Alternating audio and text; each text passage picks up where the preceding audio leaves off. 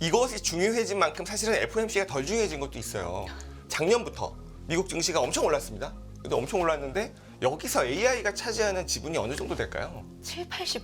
특히 작년에 보면 M7을 네. 중심으로 AI 기업들만 올랐거든요. 작년에 연준해준 거는 증시에 있어서, 다른 거 말고요. 증시에 있어서 해준 거는 3월에 BTFP. 그걸로 이게 완전히 무너지는 걸 막아준 거예요. 증시나 경제가 무너지는 걸 네. 막아주긴 했으나 네. 상승 기여는 사실 없었다고 보는데 그거의 모든 건 AI였고 그게 앞으로도 이어질 것이기 때문에 올해도 증시 굉장히 좋잖아요. 특히 AI 기업들로. 근데 금리 인하는 3월로 기대를 했으나 그게 지금 6월까지 미뤄졌죠. 네. 그래도 증시가 올랐다는 거는 지금 증시에서 제일 중요한 요소는 AI다. 그렇기 때문에 다음 주에 있을 GTC 2024가 너무너무 중요한 행사인 거죠.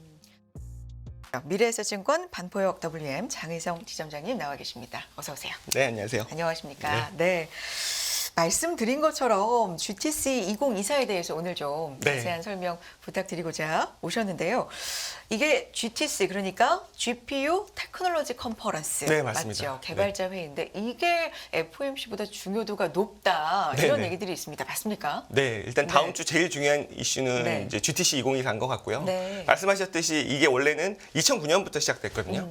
GPU 테크놀로지 컨퍼런스입니다. 그래서 원래 이게 그 엔비디아가요, 이게 그래픽 처리 장치잖아요, GPU가. 이게 그래픽 처리를 더 잘하는 것과 더불어서 네.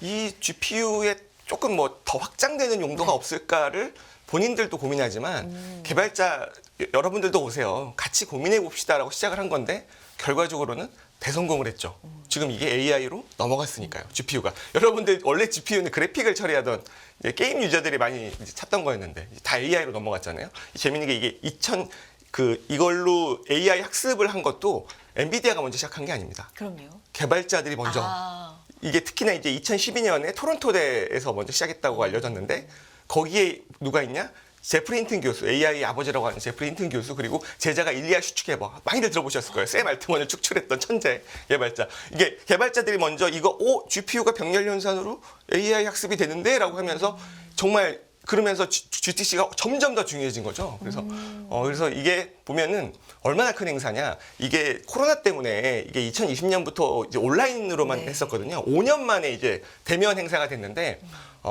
세션이 무려 900여 개가 됩니다. 그리고 부스 전시가 한 250개. 이렇게 부스가 250개라는 얘기는 뭐 축소된 CS라는 얘기죠. 근데 하나의 기업이 하는 컨퍼런스에 300여 개 기업이 참석을 해서 부스도 하고 세션도 900개 하고 어마어마한 그런 행사들이 준비되어 있고요.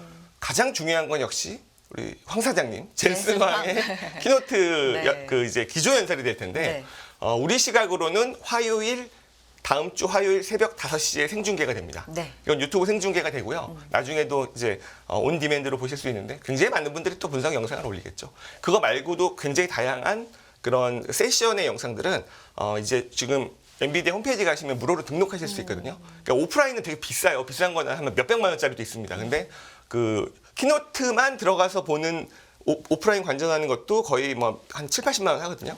근데 이게 온라인은 무료이기 때문에 등록하시면은 다양하게 보실 수 있을 겁니다. 근데 꼭 그렇게 등록 안 하셔도 굉장히 많은 영상들과 분석들이 나오긴 하겠죠.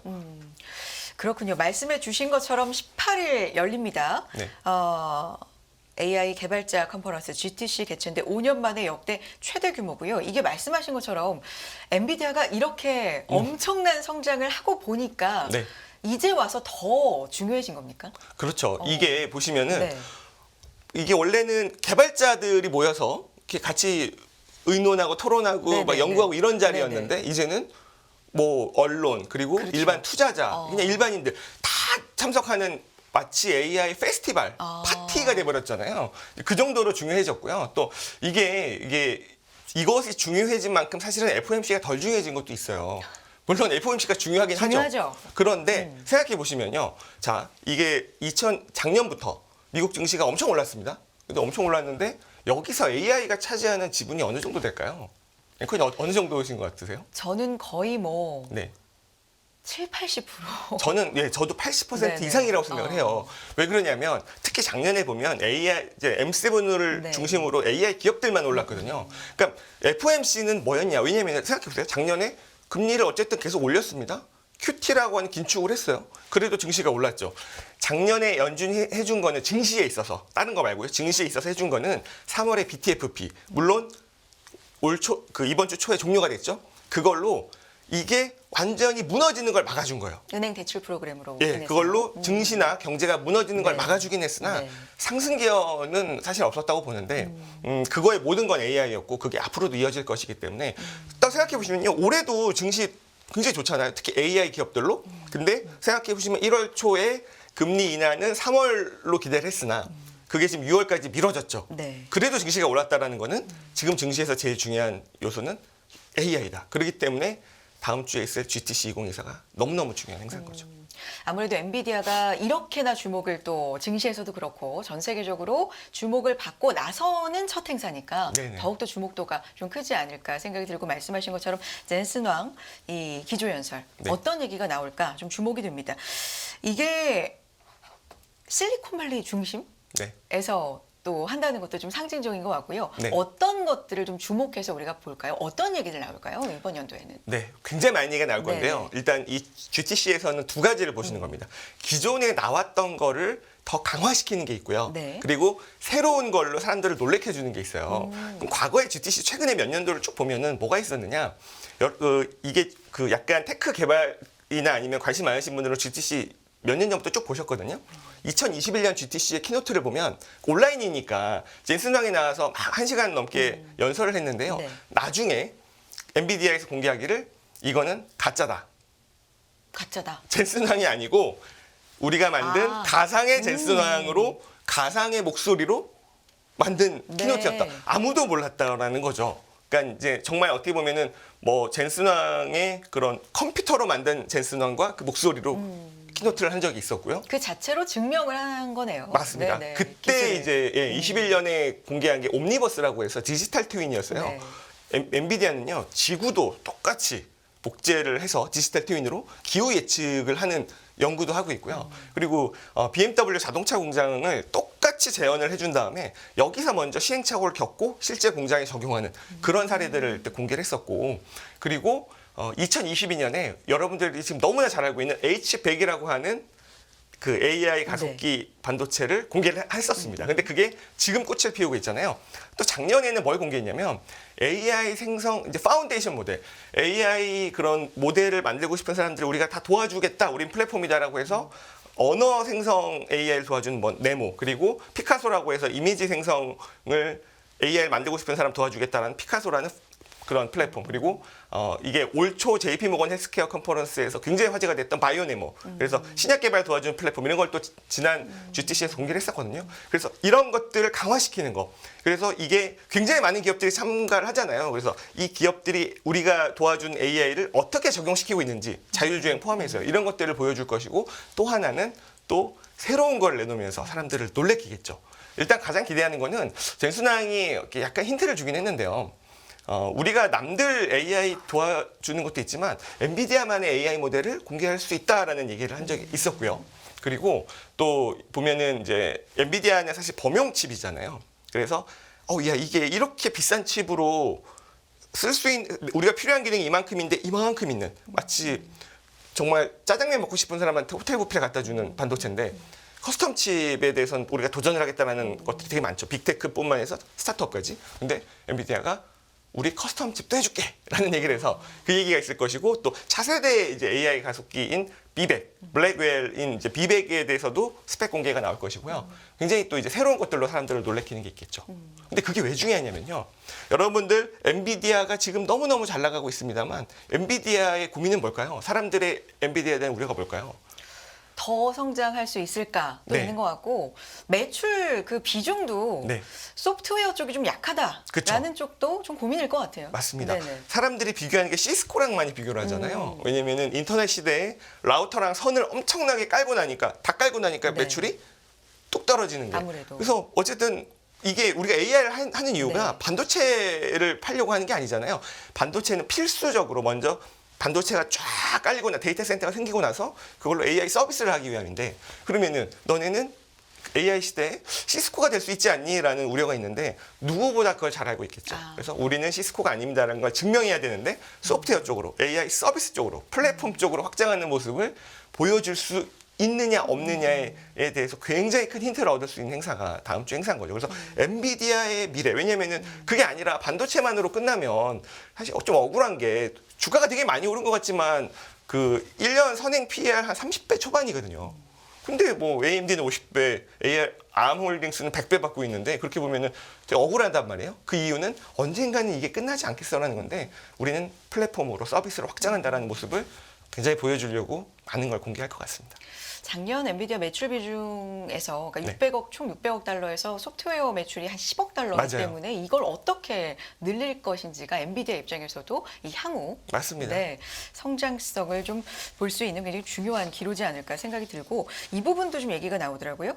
데이터 센터 GPU 수의 40%가 이제 추론 쪽에서 맞아요. 나오니까 네. 이런 쪽도 어떻게 하면 좀 더 어필하고 네. 강화하고 좀 모색할 수 있을지 이건 어떻게 봐야 됩니까? 맞습니다. 이게 어쨌든 지금까지는 학습을 위한 네. 반도체 판매가 많이 이루어졌는데 근데 학습은 아무도 못 건드린다는 걸 인정하고 있죠. 후발주자들이. 근데 추론에 있어서만큼은 우리가 필요한 부분만 특화된 부분만 강점이 있는 반도체를 잘 만들겠다고 했는데 엔비디아가 이미 딱 얘기를 했죠. 우리 이미 반도체 AI 반도체 매출의 40%는 추론이야.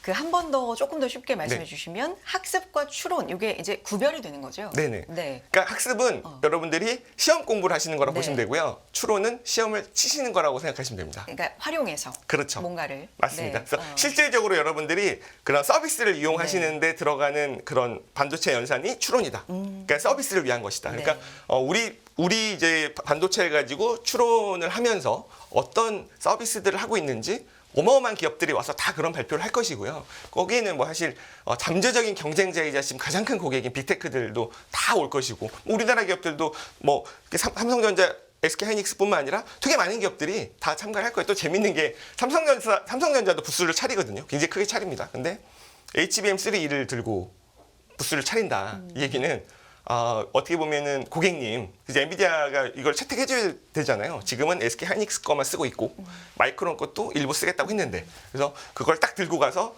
엔비디아 앞에서 야 우리도 이렇게 잘 물론 아직까지 수율이 안 나오긴 있습니다만 삼성전자에게도 너무너무 중요한 행사인 거고 우리나라 작은 기업들도 많이 참가하거든요. 우리의 AI 서비스, 엔비디아 칩을 갖고 이런 서비스를 합니다.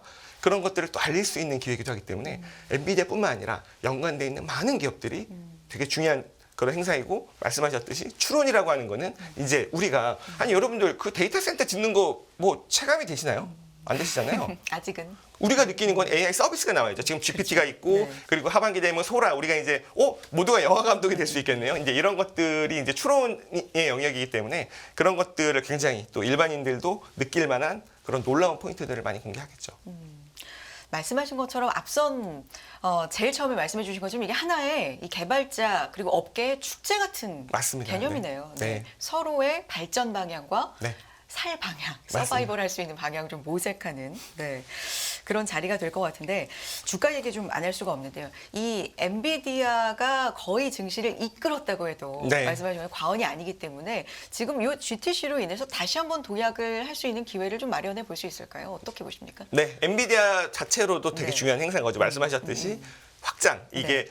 그런 인프라 영역에서 서비스 영역으로 확장할 수 있느냐가 되게 중요한 것이고 그리고 연관돼 있는 반도체 기업들 다 엔비디아만 바라보고 있는 약간 동생들 같은 거잖아요. 그래서 너무너무 중요한데 사실 이런 행사를 앞두고는 약간 조정을 받는 게 저는 더 좋다고 생각을 해요. 그래요. 또 최근 좀 조정도 약간 기미가 있었고 네. 왜 그러냐면 모든 실적 발표나 이런 이벤트는요. 잘 나오느냐도 중요하지만 기대보다 잘 나오느냐가 중요하거든요.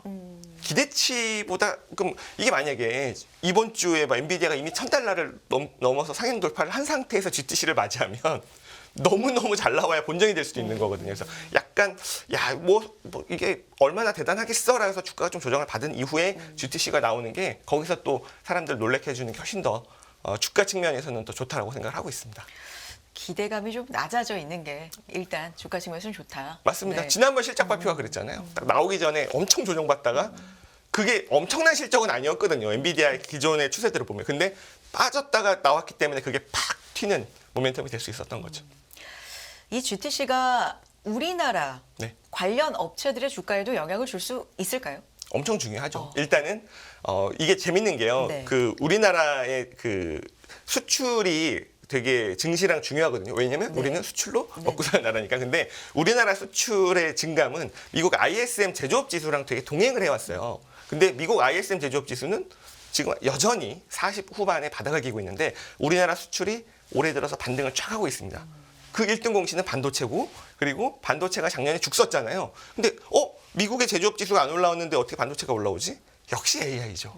AI 때문에 반도체가 물론 HBM을 위주로 많이 팔리니까 HBM이 많이 팔리면은 일반 커스텀 메모리 만드는 웨이퍼가 줄어드니까 뭐 약간 감산 효과도 있으면서 가격도 올라가고 이런 것들이 있기 때문에 어쨌든 우리나라는 반도체가 잘 돼야 시가총 1, 2위도 있고 좋은 거기 때문에 너무너무 중요하고 또 하나는 뭐냐면 시장의 색깔이 또 좀 달라질 수 있다는 겁니다. 그래서 우리나라 증시를 이끄는 거는 올해는 저는 세 가지 축이라고 보는데 반도체, 바이오, 밸류업이거든요. 그래서 그냥 키워드로 보시면 이런 것 같아요. 자, 반도체는 뭐가 좋을 때 간다? AI. 엔비디아랑 AI가 좋을 때는 반도체. 그리고 금리 인하가 시작된다. 10년물, 미국 10년물 금리가 다시 앞자리가 3이 된다. 간밤에 좀 올랐습니다만. 그럴 때 가장 좋은 건 뭐다? 바이오. 왜? 고금리 피해주니까. 그리고 또 이제 정부 정책에 의해서 나오는 밸류업. 이렇게 세 가지로 국내 증시가 계속적인 순환매를 하면서 가지 않을까 좀 보고 있습니다. 네. 시장의 색깔을 좀 결정지을 수 있는 또 중요한 행사가 될 거다. 우리나라도 네, 마찬가지고요. 네. 근데 FOMC하고 이제 같은 주에 있기 때문에 다음 주 진짜 뭐 빅위크라고 할 네. 수가 있는데요. 뭐가 더 시장에 큰 영향을 미칠지 지금은 어렵지만 예측하기가 어렵지만 네. 일단 GTC가 더 중요하다라고 맞습니다. 네. 거의 단정을 해주셨기 때문에 그렇다고 FOMC 안 중요한 거 아니잖아요, 시장님. 맞습니다. 네, 지금 뭘 좀 봐야 됩니까? FOMC에서 네. 제일 중요한 거는 네. 그것도 너무 좋은 게요. 기대치가 되게 중요하다고 말씀드렸잖아요. 지금 시장의 기대치는 한껏 낮아져 있습니다. 연초 생각해 보세요. 그 연준은 올해 금리 인하 3번이라고 했지만 시장은 6번을 기대를 했고 또 3월부터 금리 인하 할 거야라고 한 게 이번 FOMC잖아요. 당연히 인하 가능성 지금은 없지만 파월의 코멘트가 되게 중요할 것 같아요. 근데 간밤에 생산자 물가로 지금 10년물 금리가 4.3 부근까지 올라왔는데 저는 6월보다 더 밀릴 가능성은 낮다. 그거에 대한 힌트를 주는 FOMC가 아닐까 생각을 합니다. 왜냐면은 지난주죠. 그 파월 의장이 1년에 2번 반기 의회 보고 약간 청문회 같은 데 네. 가서 의원들의 질의를 받고 응답을 하잖아요. 거기서 되게 인상적이었던 게 상원에서 이게 어떤 의원님이 이게 아니 이렇게 지금 금리가 높은 상황이 이어지고 당신들이 금리를 늦게 낮춰서 미국인들의 일자리가 사라지고 우리 위대한 미국인들이 고통받는 순간이 오면 어떡할 겁니까? 라고 했거든요. 그러니까 파월 의장이 의원님의 걱정을 너무나 잘 알고 있고 의원님이 말씀하시는 그런 상황이 발생하지 않기 위해 저희는 적절한 타이밍에 최선의 조치를 다할 것입니다. 라는 얘기를 했다는 얘기는 뭐냐면 금리 인하 조만간 합니다. 너무 늦게 하지 않습니다라는 거를 이렇게까지 된 상황에서 만약에 여러분들 고용지표가 최근에 뭐 좋았다가 뭐 이럴 거 빠졌다가 했지만 실업률이 3.9가 됐거든요. 실업률이 4%를 넘어가면서부터는 가속화돼서 올라갈 수 있다는 이론이 있기 때문에 네.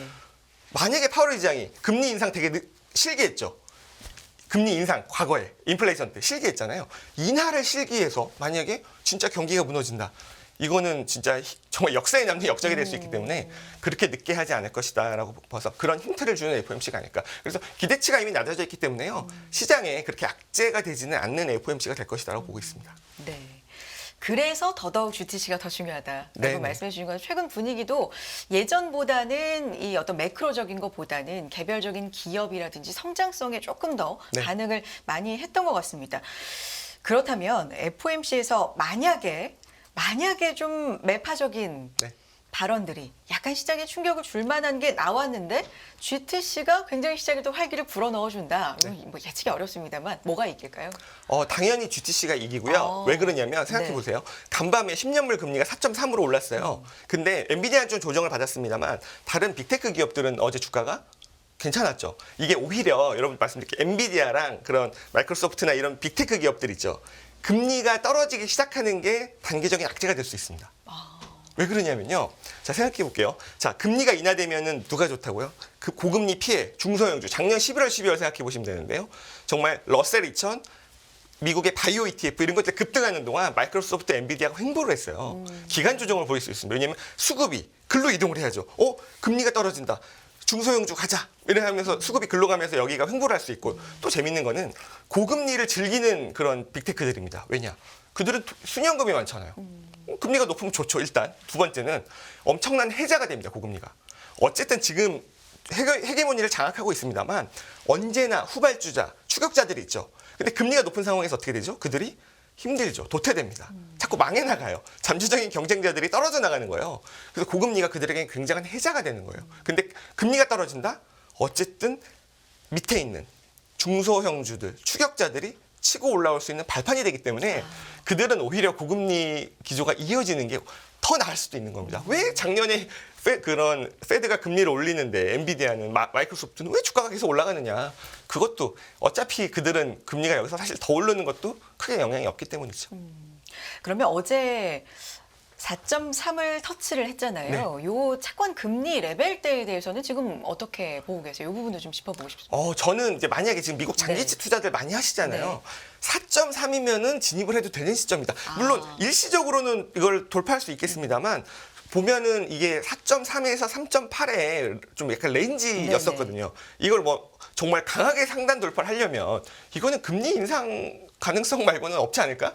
그러니까 뭐 인플레이션이 빠르게 안 잡히고는 있습니다만 PC로 보면 이미 앞자리가 2자를 보고 있고요. 그래서 4.3이면 약간 뭐 장기채 투자하신 분들에게도 또 한 번 좀 진입할 수 있는 시점이 아닌가라는 생각을 하고 있습니다. 전반적으로 그러면 결론을 내볼게요. 이 여러 가지가 지금 좀 혼재되어 있기 때문에 어떻게 해석해야 되는지 좀 어렵거든요. 시장에 뭘 더 중요도를 좀 높게 보고 가져가 볼까요? 대응을 해볼까요? 네, 그래서 좀 정리를 해보면 네. 어쨌든 앞으로도 시장에 가장 중요한 건 AI다. AI다. 그래서 AI에 대해서 자꾸 사람들을 놀래켜주고 네. 결국은 또 그걸 실적으로 증명을 해내야 되는 네. 그게 가장 중요한데요. 근데 여기서 만약에 FOMC나 여러 가지 매크로 이슈로 금리가 움직인다면 금리가 정말 안전하게 좀 무난하게 하향 안정화된다면 이게 그동안 눌려있던 특히 바이오를 필두로 한 중소형주들이 올라올 수 있고 그럴 땐 오히려 엔비디아를 필두로 한 AI 대장 기업들이 횡보를 할 수 있는 기간 조정을 받을 수 있는 그런 색깔의 변화를 보면서 그러니까 미국도 이렇게 순환매가 이렇게 나오는 거죠. 근데 미국의 순환매는 이런 AI 기업들이 횡보를 하면서 이렇게 중소형주들이 올라가고 우리나라는 어떻게 되죠? 순환매가 나오면 하나를 죽이고 올라가는 거예요. 수급이 너무 타이트해서. 그래서 그럼 우리나라도 그것과 연관돼서 반도체와 바이오가 자꾸 이렇게 왔다 갔다 시속 게임을 하는 그런 흐름이 올해 계속 좀 이어지지 않을까 보시면 좋을 것 같습니다. 그 엔비디아 얘기 하나만 더 해보면 실적 때는 네. 숫자가 나오니까 네. 이게 확실한 근거로 인해서 올라가는 뭐 내려가는 이게 근거가 되지 않습니까? 근데 네. GTC 같은 경우에도 이런 걸로 작용할 수 있는 게 좀 분명하게 나올 수 있는 겁니까? 그러니까 이게 그런 특히 지금처럼 AI 새로운 게 나왔을 때는요. 일단 실적은 나중에 증명을 해줘서 못하면은 빠지는 것이고요. 네. 일단 사람들을 놀래켜줘야 돼요. 사람들의 그런 미래에 대한 기대치를 한껏 끌어올려줘야 되거든요. 그게 랠리의 일단 기본적인 속성입니다. 근데 이게 너무 과하면 버블이고 그리고 또 기대치는 만들어줬는데 실적으로 증명을 못하면 테마로 끝나는 거죠. 그래서 일단 이게 선행이 되고 실적은 나중에 증명을 해주는 것이다 라고 보시기 때문에 GTC가 중요한 거고요. 왜냐면은 이게 주가가요. 작년에도 엔비디아가 상반기에 많이 오르고 하반기에는 그냥 횡보했거든요. 상반기에 왜 많이 올랐냐. 엔비디아가 이제 AI 시대가 벌어졌어. A100, H100 살려고 사람들이 엄청 줄 섰대. 근데 이게 가늠이 안 되는 거예요. 얼마나 많이 팔릴까가 가늠이 안 될 때 주가가 엄청 폭발적으로 오르고요. 어느 정도 이제 이 정도 팔리겠구나라는 게 계산이 되기 시작했습니다. 하반기에. 그러면서 주가는 횡보를 했죠. 그러면서 오히려 PER이 한 26배 정도까지 떨어졌었어요. 선행으로는. 그러는데 그러면은 또 뭔가를 사람들이 가늠이 안 되는 이게 어디까지 좋아질지 모르겠어라는 거를 만들어주는 게 GTC에서 해주고 그러면은 실적 발표에서 엔비디아는 증명을 해야 되는데 엔비디아는 증명을 해오고 있고 일부 작은 반도체 기업들이나 소프트 기업들은 그걸 못하면서 실적 발표하면서 또 빠지는 기업들도 나오고 이게 지난 실적 발표 때 나왔던 건데 5월에 또 엔비디아 실적 발표 있잖아요. 저는 그건 좀 기대를 해도 된다고 생각하고 있어요. 왜냐하면 1분기 실적이 아주 잘 나올지는 모르겠으나 2분기 가이던스를 발표할 거잖아요. 2분기 가이던스에서는 그동안 멈춰 있었던 중국향 매출이 시작이 되고요. H20이라고 하는 게, 그리고 또 H200이라고 하는 더 업그레이드된 비싼 칩이 판매가 되기 시작을 하고, 인텔에서 그런 어드밴스드 패키징, 그 패키징을 또 월 5,000장 웨이퍼를 또 추가를 해줍니다. 그래서 매출이 확 늘어날 수 있는 게 2분기다. 그래서 그건 또 증명을 할 거라고 보고 있습니다. 이제 긍정적으로 보시는 것 같은데, 천비디아 얘기 뭐 심심치 않게 나오잖아요. 네. 간밤에는 $900 밑으로 내려왔습니다만 어느 정도 천비디아 $1,000 가능할 거라고 지점장님 보시는 거예요? 천미디아는 당연히 가능할 거라고 보는데, 문제는 이게 지금 이 1, 2월 올랐던 것처럼 이런 각도로 올라오면 또 후유증이 있을 거기 때문에 뭔가 계단식으로 조정을 좀 받으면서 그렇게 좀 다지면서 갔으면 좋겠다. 왜냐면은 이게 어쨌든 AI 시대를 이끈 대장기업이니까요. 좀 이렇게 후유증 없이 좀 갔으면 좋겠는데요. 이게 또 막 즉각으로 치솟으면 또 큰 후유증이 있게 되거든요.